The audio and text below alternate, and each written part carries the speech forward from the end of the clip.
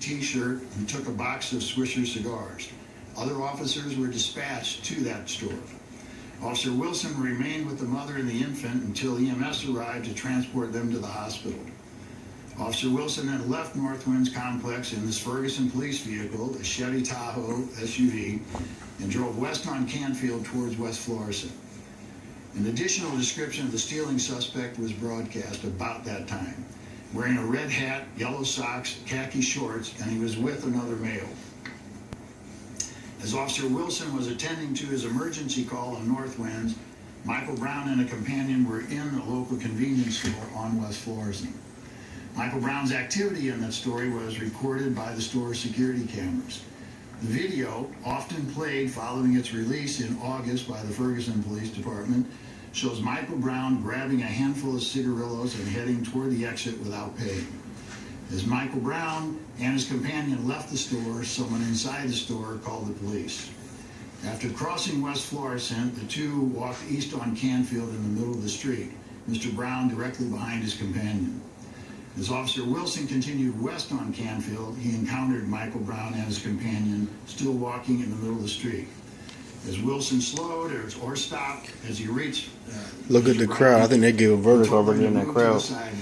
Look at the crowd. They starting to get antsy. As they passed, Wilson observed that Michael Brown had cigarillos in his hand and was wearing a red hat and yellow socks. At approximately 12:02 p.m., Wilson radioed that he had two individuals on Canfield and needed assistance. Officer Wilson backed his vehicle at an angle, blocking their path and blocking the flow of traffic in both directions. Several cars approached from both east and west but were unable to pass the police vehicle. An altercation took place at the car with Officer Wilson seated inside the vehicle. Told you, look. And Mr. Brown standing at the driver's window. During the altercation, two shots were fired by Officer Wilson while still inside the vehicle. Mr. Brown ran east on Canfield, and Officer Wilson gave chase. Near the corner of Canfield and Copper Creek, Mr. Brown stopped and turned back towards Officer Wilson. Officer Wilson also stopped. As Michael Brown moved toward Officer Wilson, several more shots were fired by the officer, and Michael Brown was fatally wounded. Within seconds of the final shot, the assist car arrived. Less than 90 seconds passed between Officer Wilson's first contact with Michael Brown and his companion and the arrival of that assist car. During the investigation, many eyewitnesses were interviewed by various media outlets. Several others chose not to talk to the media, but contacted law enforcement directly. Witnesses were interviewed by local and federal law enforcement, sometimes together, sometimes separately.